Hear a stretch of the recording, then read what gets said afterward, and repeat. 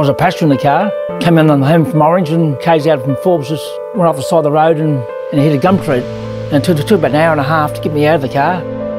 From the time of collection, a bag of blood has a life of 42 days. Once the blood has reached 42 days, we can't use it for transfusion, so we discard it. It gets thrown into the biological waste.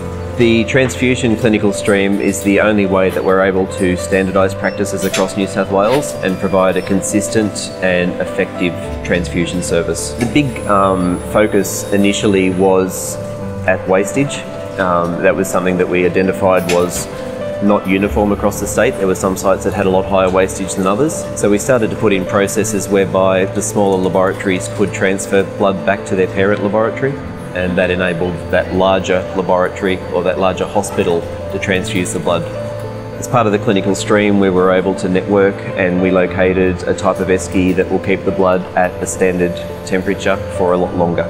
If it's sent over a long distance, the patient will receive blood that can be transfused, and it won't be a case of the blood getting there and having to be discarded and then have to start the whole process again. Blood was going to helicopter bases so that if it was needed to do for an accident or a rescue by the side of the road somewhere, it was available.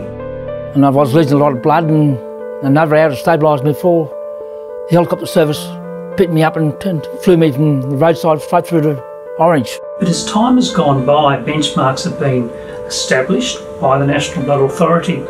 And what we've seen over the last 4 years is the wastage of blood in New South Wales, both public and private, has dramatically fallen.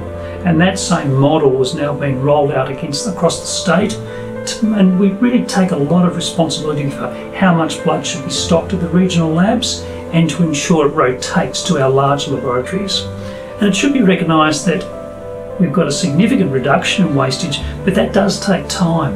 It just doesn't happen by itself. It requires the scientists to continually checking what the stock levels are, making sure blood is rotated around. So we've achieved this by a lot of active work by our scientists. If I didn't have that medical technology what it is now, I wouldn't be alive. I mean, it only lasted only about half an hour. 6 months before, I wouldn't have survived. Yeah, it's the severity of my accident.